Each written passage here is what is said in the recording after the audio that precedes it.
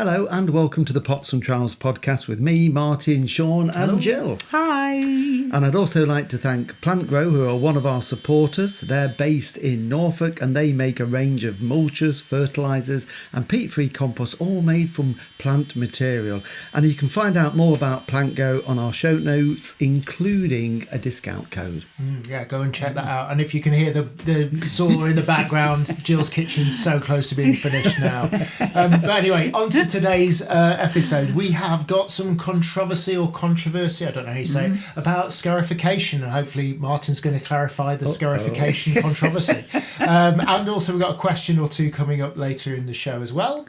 And I've been cooking something, and the first thing I cooked in my new kitchen, in my new oven. So I've got a bit of a treat for you today. So we'll talk about that later and get the recipe. But first, not yet.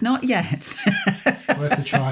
Hold it. Trying to sneak a bit of the parsnip cake. But first, you were chatting to Jeremy from Stretegate Camellias.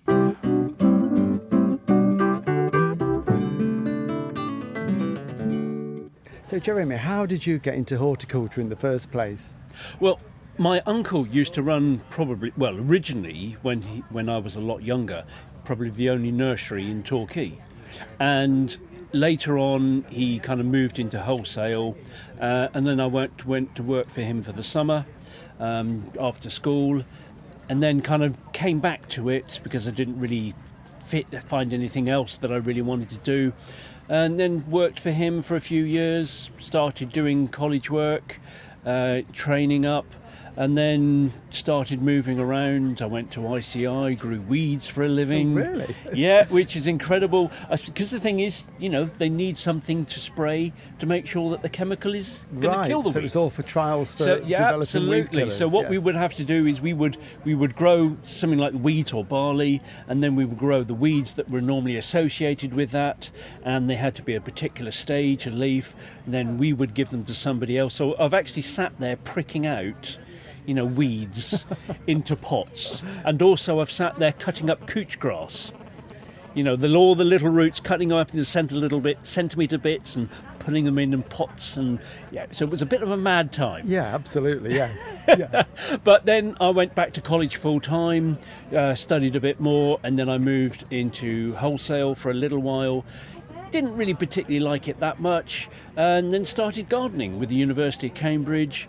I eventually kind of moved my way up through English Heritage, and then I became head gardener at some of the private estates, various different counties around the country, and then circumstances changed and I had to find something else, and that's when I got into actually growing the camellias that you see around us now.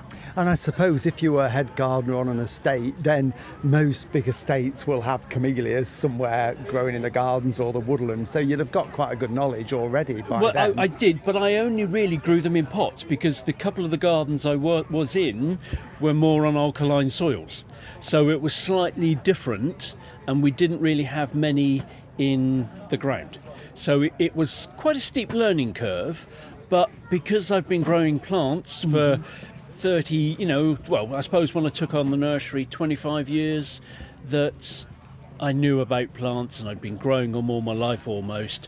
It was just an extension of that. Yeah, and the nursery Stretegate, I'll say that again.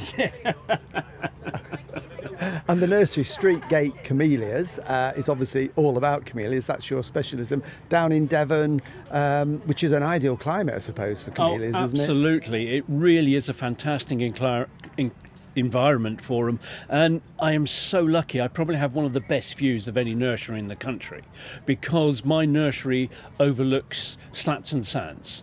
I am a stone's throw away from the beach, so every time I open the nursery door, because the nursery's on the side of the hill in a walled garden, and I open the door and I see practically all of Slapton Sands all the way to Torcross. It's an absolutely stunning location.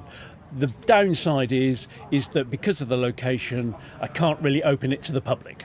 Right, so you get that beautiful view to yourself by the sound of it, which is absolutely, great. yes. And you grow a huge range of camellias, don't you? Yes, I do. I roughly have about 500 different varieties. Down where I am, my first flower starts in September, and I have flowers all the way through until the end of May, and sometimes even a few at the end of June. But I'm right down in the southwest. Further north you go, you'll probably be a little bit delayed, and they'll probably concentrate a little bit more, but you can still almost get 8 months of flower. Okay, and are you, obviously a huge collection of them there, you selling all of those different varieties and cultivars, you're doing all the propagation as well? I do most of the propagation myself. I have this year bought in a couple of little plants to help supplement, but I can take between 15 and 25,000 cuttings every year. Okay, and when are you taking the cuttings? I remember when I was a student many years ago, we used to do them as leaf bud cuttings. Is that still a way of doing them, or are there better ways nowadays? I'm going back 40 odd years ago. That is still a way of doing them, especially if you've got limited material, so you can take them that way. Generally, I would take tip cuttings now, and they'll probably be 2-3 inches in size, and you can start taking material once the wood starts ripening, so with semi-ripe cuttings towards the end of July, beginning of August, once that sun has ripened the wood. So that for you is a busy time of the year, getting all the cuttings taken to produce young plants for the years to come. Normally, although I haven't done it this year. Okay. This year probably I have done. The last couple of years I've actually taken them in January, and they seem to work very well then anyway. Yeah, and that's presumably on heat, underneath bottom heat, to encourage that root system. Yes, I always use bottom heat. But then again, even using bottom heat and knowing what I know, I can get almost 100% and I can get almost 0%. There is one camellia at the RHS Rosemore Gardens that is quite an old specimen that they want protected because very few plants of them exist in England, and I've probably taken over 600 cuttings within the last 6 years, and I have 2 plants. Oh, really? And I'm not the only one. So it's obviously very difficult to propagate. Very difficult to propagate. Yes, we are going down now the lines of trying to do some air layering or grafting, that type of thing, but because they don't seem to want to work from cuttings. But other ones, as I said, I can almost get 100%. Right. Okay, good. Well, what we'll do, we're going to take a little break, and then we're going to come back, just look at some of the various types that you're growing that flower through different times of the year, and get some tips from you how people can get the best out of them. Certainly.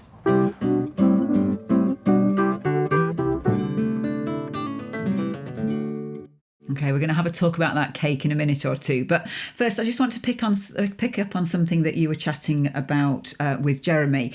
Talking about cuttings. Now, you mentioned leaf bud cuttings. He didn't seem to like that way very much, did he? But he talked about tip cutting. So do you want to just explain the difference to those of us that don't know? I mean, leaf bud and tip cuttings are both ways you can propagate camellias and other plants, to be fair, depending what it is. So a tip cutting is quite easy to explain. It's the tip of a new shoot. So it makes a nice new shoot, and you take out the top 2, 3, 4 inches, whatever, depending on what it is you're doing. So it's the end of a growing shoot becomes your cutting, and you'd cut it below a node, remove the lower leaves, and then insert it into the compost. Right. A leaf bud cutting is a way that you can get lots of cuttings from one stem. So you imagine you've got a longer stem, rather than just take the tip out, wherever there's a leaf on there, you can cut it just above that leaf bud and then above the bud below, so it leaves you with a little short piece of stem with a leaf, a bud at the top, and a little stem which is like a leg, and then you would insert that, and what happens is the little stem roots, and then the bud that's left at the top produces a new shoot for you. So, and it works really, really well with camellia cutting. So if you've got a long stem that it's made this year and it's got 8 leaves on it, you can potentially get 8 cuttings out of that. Whereas if you take the tip, you're only getting 1 out of that stem. Right. So it's just a way, it takes a bit longer to bulk up, but it's a way, and it does work really well. But I think because Jeremy's dealing with so many, Exactly. Did he say he does 15,000 It was an awful cuttings lot. a year, Yes. which is amazing, isn't it? So I suppose he needs to get things turned around And quite if you've quickly. got lots of cutting material on your Yeah. stock plants, You might as well it's use quicker it. to do the leaf tips than the leaf bud cuttings. Yeah. So it's a question of speed over Yeah, possible exactly. bulk On the volume. commercial. Yeah. Exactly. Yeah. Okay. Okay. Well, I think our camellia's budding up now, ready for Christmas. It always seems to go early. So. Oh, does it? Yeah, because they should have those spuds on now. Yes, I did buy off him. I had to sneak it into the garden somewhere. One of the lovely autumn flowering ones, because they're so lovely and delicate. So that will just give a bit of colour in the future, sort of this time of the year up to Christmas. Yeah. Well, no, I'm happy with that, because the thing that annoys me with the summer flower, the spring flowering ones, is that they often get frosted, don't they? So you spend all that time anticipating these beautiful flowers and then you lose them. So yeah, I think the autumn one will be. Yeah, It's and a I good think it'd be nice to have compromise. something a little bit different. Yeah. Ours is supposed to be a spring one, but I think it just goes early because we're being hailed by the builder. wait. He wants some parsnip cakes. He That's does. what That's it is. perhaps what it So is. tell us about this. Right, parsnip okay. Well, the cake. parsnip cake, I've got a plate with some on now. Those of you that are watching this on YouTube can see it's cut up into small squares, really, which is not normally how I'd serve some cake. But we did a talk, didn't we, to a group this week? So, Yes, in Market Raisin in Lincolnshire. yeah, that if was they're one of the listening. samples that we gave them to taste. So very easy to make. It is parsnip cake. There is some carrot in there as well. Do we So get to go try on, some of you your can try some. cake? And then there's some sultanas that I've soaked in a bit of clementine juice and some zest, so you get some of that Christmassy flavour, that sort of wintry flavour. So grate up your parsnips, a bit of carrot in there as well. Soak your sultanas, get that all ready, and then it's so easy to make because it's literally just wet ingredients into dry. So the wet ingredients are some melted butter, some eggs, and those raisins or sultanas in the juice. Stir that through into a mix of flour and sugar, some spices. There's some mixed spice. You're getting a bit of ginger in there. Don't think I Just- put it's quite subtle. enough in, I had actually. to it's sit nice. back because I realised I might be like chewing too loudly into the microphone. So but yeah, it's delicious. So that's Brilliant. about nice Cup of tea bit as well, very useful. So you stir that through together into a shallow cake tin, sort of like a tray bake tin, and then in the oven. It only takes about 35-40 minutes to cook, and that's it. And then I just make an icing. So I just get some icing sugar, a bit more clementine juice, so it gives it that lovely citrusy flavour, and drizzle that over the top. So that's it. It's really, It is delicious. Freezes well, keeps well because it's a vegetable cake, so it's nice and moist. So I'll pop a link to our website on the show notes. Yes, I've eaten a lot of this over the years. Sean, it's probably your first time. So what's your critique on this? Well, I was just comparing it to my marrow cake from a couple of weeks ago. Which wasn't. No, this is great. This is great. What do you mean, which wasn't? My marrow cake was very nice, I'll have you know. It was the fritters that I made from the Oh, marrow the that that's didn't right. work. I was The cake thinking. worked. I know The one cake of the. worked. Sorry, I apologise. Yeah, no, it was the fritters that No, were. it's delicious. It's really, really nice. I mean, obviously, it's got that kind of carrot cake kind of feel, Yes. which is, I don't have a lot of experience of vegetable cakes aside from carrot cake And marrow cake. So, really nice. Can I have a bit? Oh yeah, go on then. I suppose handed we'll it out and I share haven't it had out any. then. We're gonna give you some when it came to Martin to do the jobs, and then that way you could have Exactly. Yeah. Oh well, Nick the joiner's had quite a bit of this. So while he's been doing the finishing touches to the kitchen, because I had the oven in a little bit before. So he's had quite a lot. Yeah, that's why it's hanging around for so long, isn't it? Yeah. Absolutely. Well, it is absolutely delicious, and good. so go and make it. Perhaps we should finish our cake while everybody else is listening to some more about camellias. Absolutely.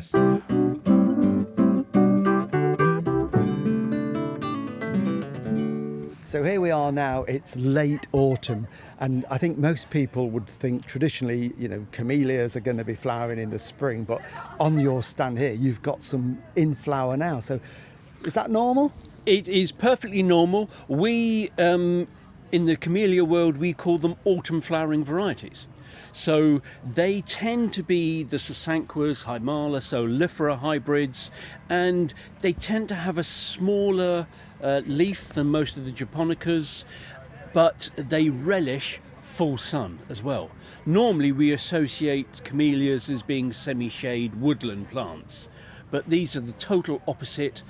Californians call them the sun camellias, so if they grow them in full sun in California, then we should be fine. But they are totally hardy in the UK. They are totally hardy, most of them down to about -15, -10, -15, but there are a few of the autumn flowering ones that have been specially bred in America that will go down to -23, -26 degrees centigrade. And they've got a really delicate flower, haven't they? Because, you know, lots of camellias are semi-double or doubles, but these are single, almost like a single rose. Absolutely, but that's the thing, is that even in these autumn flowering ones, you get the range of flowers as well. So you'll get the fully doubles, you'll get the singles, you'll get the semi-doubles, but generally they are a little smaller. Although I do have one that is probably around about 4 inches across. Single flower. So big one as well. Yeah. Yes, I mean this one we're looking at now, which I think is called, just looking at the label, is called Hugh Evans. It's quite a lovely pink colour with the stamens, yellow stamens in the middle, and it's probably 2 inches in diameter, but it's got loads and loads of buds on. So when would this normally start to flower?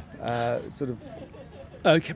I suppose because I'm in the southwest, we are a little bit earlier than the rest of the country, but generally I tend to have this one starting to flower around about October time. Of course it varies every year because of the season, but we can have that flowering almost up until Christmas, because if you look, you've got some in full flower and you've got some really tiny buds as well, so and that's why some camellias flower for a long time. You can get a single camellia flowering for 3 or 4 months. Right, okay, yeah, which is great from the garden point of view, isn't it? So what about soil? You know, because there's often debate and people are saying I can't grow them because I've got the wrong sort of soil. So do you want to tell us what they like, what they will grow in, Jeremy? Well, basically, I personally think they will grow in any type of soil as long as it is slightly acidic. So just below the neutral range is perfect for camellias. Okay, so it doesn't matter if it's clayey or loamy, as long as you've got that pH is right, they're okay.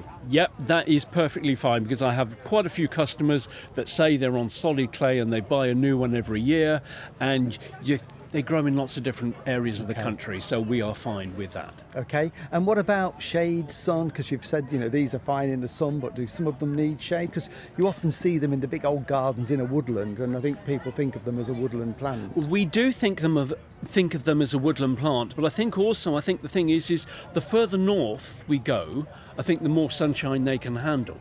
They do grow them in Spain and Portugal in full sunshine. So a lot of them will take full sun if the soil conditions are right. I think that is the key to growing camellias. As long as the soil's right, they will be happy in most conditions. And generally, I think a lot of people said that a lot of the early books were written came from Australia and America, where it was a lot hotter and a lot sunnier, and that's why they think, and that's why we kind of got into that semi-shade sort of kind of idea for them. Yes, they do love semi-shade, but sometimes it's the sun that helps them set the flower bud, because basically we want the plant to grow in spring and that quite ripe and floppy and green. Once the sun starts ripening that wood, that's when they will start setting the flower bud. And of course, if they don't get the sun, the wood's not going to ripen early enough for them to set the flower bud. Exactly, because with the spring flowering ones, the flower buds start to initiate at the sort of late summer, early autumn. Well, on the nursery, I've seen the flower buds form in mid-June. Wow. For the following year. Yeah. So, and it depends on the varieties, as some will set their buds earlier, and surprisingly, the Sasanquas, the autumn flowering ones, tend to be the last to set their flower buds. Okay, they're the first to flower. One of the questions I'm often asked by people is saying that it's got lots of flower buds on, and they're easy to recognise, the flower buds, because they're big plump big plump buds, aren't they? But then come spring, they don't open. What's the cause of that? Normally that's probably because people are growing them in pots. Growing them in the ground and growing them in the pot are totally different. Now, once you've established a plant in the garden, and that's after a couple of years of making sure that the roots have grown into the soil, that they shouldn't need any attention apart from maybe a little bit of feeding. But once you're in a pot, they must never dry out once they've set their flower. Right, okay. That is the key thing, and that is the biggest cause of buds dropping in the spring, is that once they've set their flower bud, you've forgotten to water it because you've thought the rain has watered the pot. That pot has dried out and a seal develops on the flower bud. And then, of course, spring comes and then it starts calling for water to open. Right, and that water can't get through that barrier, that seal that has developed. And, of course, they think, right, okay, we'll drop off. The other thing is as well, is because we're such a variable climate, it can be hot, lovely and sunny like it is at the moment. This morning it was quite cold, wasn't it?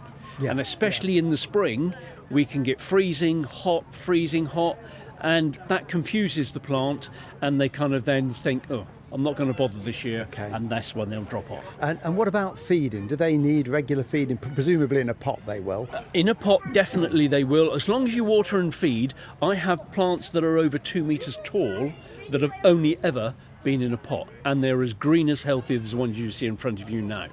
But generally, as long as you use an ericaceous, so it'll say ericaceous, acid-loving or rhododendron feed, then that'll be fine.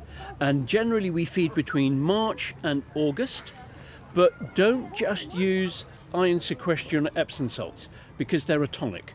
They're not a fertiliser, and all they will do is green the leaf. They won't feed the entire plant. So you'd give them a good balanced feed, Yes, essentially. absolutely. Yeah. Okay. And finally, pruning, because I know, again, people plant them in the garden. Some can get to be very big. If you wanted to keep it to a more manageable size, is that possible with a little bit of annual pruning? Absolutely. Camellias do not require pruning, but as you said, if they need to be controlled, you can almost prune them anywhere, and generally they will respond. I have seen ones that have got a trunk that is probably at least 6 inches in their size, and the gardener's taken a chainsaw and cut them down to a foot.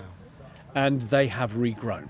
Doesn't always work, but generally they will respond no matter where you prune it. So just don't be afraid, just have a go. Okay. And normal maintenance pruning, is it right after flowering, once the flowers have gone, prune it to give it time to make growth to flower the following year? Exactly, yes. The key is to prune as soon as you can after flowering.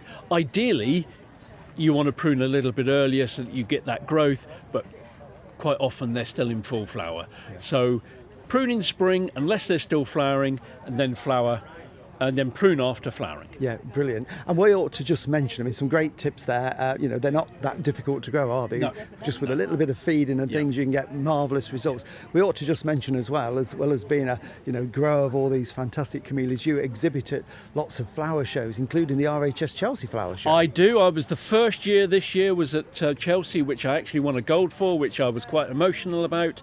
But yes, I've been doing the Malvern Flower Show since 2015, the spring and now the autumn, and this year I've actually applied for Hampton Court, which it's going to be a bit of a shock because there won't be any flower, but we're going to have a go. And so come along and have a chat, and I will give you more tips and information. Yeah, and you've got a website being developed that people can get in touch with you. Absolutely. Do you know what the web address will be on that? Well, it will be Street, which is Strete, Gate Camellias. Okay. So keep looking for that one. Yeah. All right, Jeremy, thank you very much. They are fantastic plants. Even when they've got no flowers on, I think they're attractive because they've got such a lovely green, healthy, glossy leaves. So that's it. There are so many different shapes of leaves as well. You get some very small ones, very large ones, and there are even some that look like a mermaid's tail. Yeah, perfect. Right, well, thanks for chatting to us. Thank you. Thank you. Thanks very much.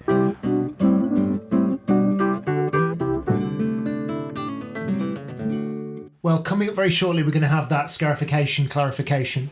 I like it. Alliteration. And remember, if you've got a question for Martin or anyone on the team, drop us an email, info@pots&trowels.com, or just go to pots&trowels.com at the website and have a look around, see our videos and all our podcast episodes there. Anyway, more importantly, semi-double, single, double... Fully double. Fully double. Fully double. What does it actually mean? So we're talking, it applies not only to camellias, it applies to lots of other flowers. So a single is when it's just got imagine that looking at the flower, imagine a simple daisy-like flower to get that into your brain. It's just got a single row of petals around it. A semi-double might have a double row of petals. A full double is you can't see the centre of the flower. Like a rose, like a traditional rose might be. Yes, can be. And it's just absolutely full. There are multiple. Roses have singles. There are I as well, understand the that, but I'm just species. thinking the traditional rose that comes into your imagination, the kind of red rose that you sort of see if you in your mind's eye is got so many petals you don't see the middle. That's right. It's sort of got multiple layers of petals that makes that frilly sort of centre to the plant, so to the flower. So Okay. so that's essentially it. All right, okay. Clearer now, because I've seen roses, like you say, that are singles, and I don't think of them as roses, but I know they are. Yeah. But like tottering gently. Yes, Tottering that's by right. gently. Yes, a lovely yellow rose. one. There Yes. we go. I think that features in a video recently, didn't it? Maybe It does. It maybe does. Yeah. We need to talk about scarifying. Okay, why is this? So on YouTube, on the recent video about why we should scarify the lawn, there were some conversations on YouTube which I'll just read out and then we can see. Are these people having a go at me, Sean? No, I think some of them are in full support of what you're saying, but I just perhaps we just need to clarify what's going on. So Stevie B. Surely that's an electric lawn rake cartridge, not a scarifier cartridge. Confusing when you watch other YouTube lawnsmiths. So this is the video that we did a couple of weeks ago, and you used the scarifying cartridge, which looks like, to me, like the tines of a rake.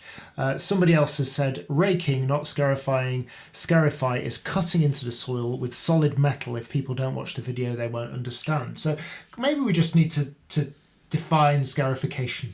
Yeah, and I think it's a good point. I think there's a lot of a grey area about scarifying because it's got so much more complicated than it used to be, because there are so many attachments that you can now get that all do a slightly different job. Traditionally, scarifying is raking the lawn essentially, and years ago I remember when I was working on bowling greens, we did it with wire hand rakes, and there'd be a team of about 6 of us and it'd take us all week to do a bowling green.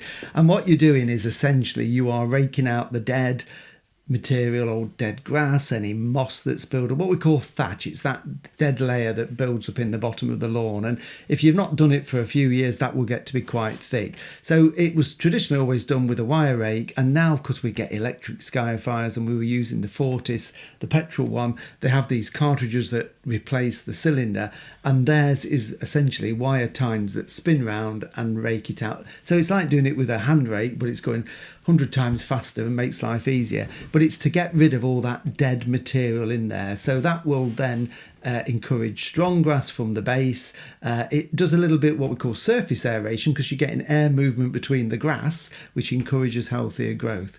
We can then get the solid spikes that whiz round, which is still a form of scarification, because then the other thing we do is aeration. So scarification, aeration. One is getting rid of old material.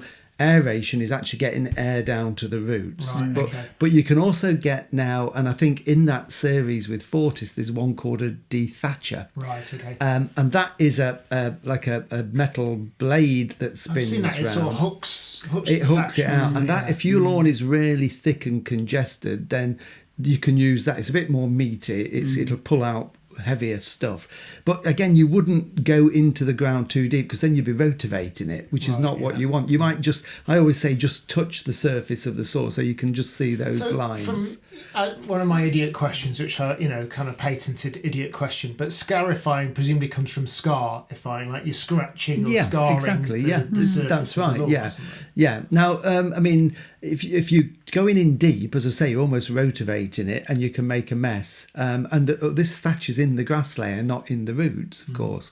But I totally take the point, because a scarifier is a rake, but raking is scarifying. So it's a bit of a play on words, isn't But it? then when really? you're raking, it depends how hard you rake. Yeah, perhaps, it doesn't does. Yeah. So I could rake the leaves off the surface, but or I could go in and And on the golf courses, they'll put the rake on for a light one, but if it's a bit on the the rough, they'll put something on a bit meatier to pull it out. Then we've got the aeration, which is the solid spikes that go in, and they can go in anything from 1 inch to 4 inches deep to get air into the ground and helps drainage water drain away, relieve compaction. Or then, as we saw when we were at a demonstration recently on a golf course, were pulling out little cores, and that was a hollow tiner that goes in, takes out. It's a bit like a core of cheese, and it pops out, and then you would brush in a top dressing into that to improve the soil texture and open up the structure of the soil. So I think it's terminology, really. Yeah, so perhaps just people. Yeah, there isn't really an argument to be had, is there? No, really? there's not. It's how different manufacturers describe their product. I mean, Cobra described that wire rake as a scarifier. Rather it was than very similar to the electric scarifiers. Absolutely, that you get. yeah. Okay. Yeah. All right. I think we are clarified. I think on so. Our Well, we're probably not. I think it's like I say, 6 of one, half dozen of the other, different terminology.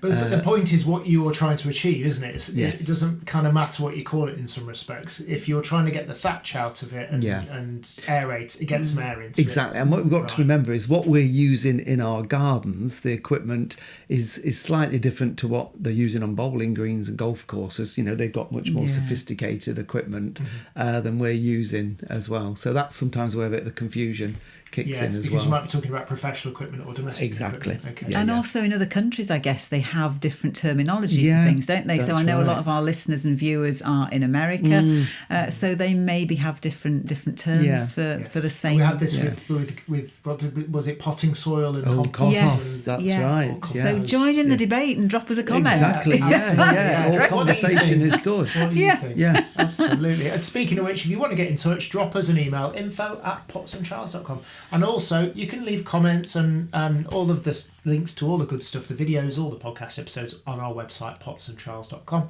Yeah. Brilliant. Well, Louise has been in touch with some questions. Good Louise from Whitley Bay. All right. So she's actually got 3. She did 1 and then she remembered a couple more. Was that a northeast accent? Well, it was going to be, but I thought I didn't want to offend. No, you should. I love the northeast accent. It's brilliant. Well, Louise has said she's got a peony rose and she deadheads after flowering, but the leaves have died back now and they look a bit of a mess. So should she leave them alone or cut them? Now, without saying that Louise comes from the northeast, I knew that she came from the northeast by the fact she calls it a peony rose. Okay. Because everywhere else in England, it's just called a peony. Peony. And when I've been working away up at the Gateshead Flower Show and up in Gardening Scotland, up in the north, it's referred to as a peony rose. And I think that's a lovely term to describe it because it looks like a double rose, and we've been talking about We know what flowers. a double is. Exactly. So I take it that this is one of the herbaceous ones, Louise. So it dies down to ground level in the spring, and then it grows from that thick tuberous root. It dies down in the winter and grows from the thick tuberous root in the spring. So it will be starting to die down now. So I would just leave it for the time being. You could deadhead it if you want to, but I would let all the leaves die down because all the goodness in the leaves are going back into the root to build up its energy for next year. So once they've all died down and look a real mess, then you could just chop them off with your secateurs, get them on your compost heap, and away you go. Okay. And then her second question is about clematis, which might be quite a long question to answer, maybe. That she says, the number of times I've chopped a dead bit off, because you'll often see a dead bit, won't you? Yeah. And then she pulls it out and realises that there's leaves and green shoots on the end. That was the entire stem in our case. We've done it before. Going, get rid of that. What's now connecting the soil to the... Okay. So what is the best time of year to tidy the clematis plants? Well, it depends what type of I knew you were going to say that. It's going to be, really, because if they're the spring flowering ones, like you lovely Clematis alpina or montana, that are going to be flowering sort of from February, March, April time, then you don't want to be tidying it up now, because if you tidy it up now, you're potentially cutting off next year's flowers. So I would leave that and tidy it up after it's flowered. If it's the late summer flowering ones, then you can prune those hard back. So if it's the ones that are flowering from the end of July onwards, then you could cut those hard back because it'll make all that new growth in the spring and early summer that will bear the flowers. If it's one that flowers in the middle, things like Nellie Moser, those big hybrid ones that flower sort of late May, June time, then they just have a tidy up in spring. I wouldn't do any of them now, to be fair. I'd leave them all alone. Okay. Wait till spring at Right. the earliest. I feel that we need to do a more in-depth programme on clematis, Yeah. don't you? I know, we need to go There's a lot to somewhere cover. with clematis and film. Definitely. Okay, last quick question from Louise is on bulbs. She said she carefully put some tulip bulbs into paper bags in the spring and stored them in the shed. When she's got them out, they feel quite hollow, very light and papery. What did she do wrong? Was it too hot in the shed over the summer? Right, I'm intrigued why you're putting them in there in the spring. I wonder if these are ones Louise has dug up out the ground. Or she's bought maybe. After they've finished. Them maybe, yeah. And we don't know what sort of bulbs they are. It doesn't say whether they're daffodils or Tulips. Oh, tulips.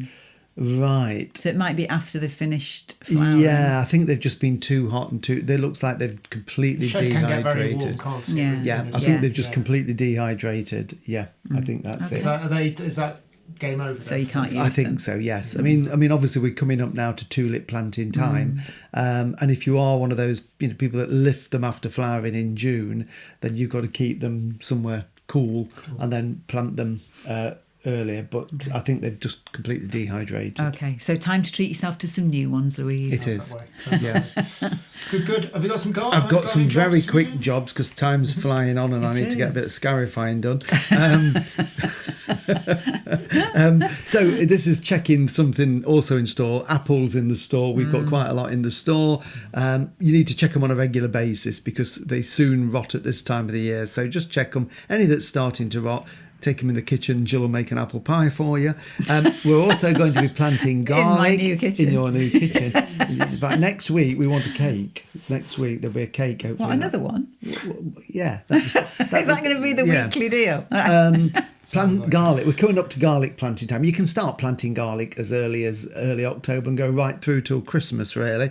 So I'm going to be doing my garlic very soon. Elephant garlic and ordinary garlic. Well-drained soil. Plant it so that the tips of those individual cloves are below soil level. If you leave a bit sticking out, the birds will pull them out. So bury them down, about a good inch of soil above them. And the other thing is we're going to do a bit of clearing in the borders now. Some things are looking a bit tatty. Herbaceous. If it's something that's got structure and it's got lovely seed heads, then we'll leave it. But things that have collapsed and gone into a mush, thinking of the hostas, they've gone really horrible now. I know some people leave them to rot down, which you can do, but they provide brilliant hiding places for slugs and snails. So I get rid of them, stick them in the compost heap. It will go back on the gardener's compost that way. So just have a bit of a tidy round. Okay, good stuff. And don't forget, if you've got a message or a question, feels like someone's shouting in the background. I think somebody's singing somewhere. I think it's Nick the Joiner. Oh, Nick the Joiner. It must mean he's finished. He's finished. He perhaps needs a cup of tea. Drop us an email if you want to ask a question, info@pots&trowels.com, or just leave a comment on one of the videos and we'll get right to it. Yeah, we'll speak to you next week. See you soon. Bye. Bye. Bye.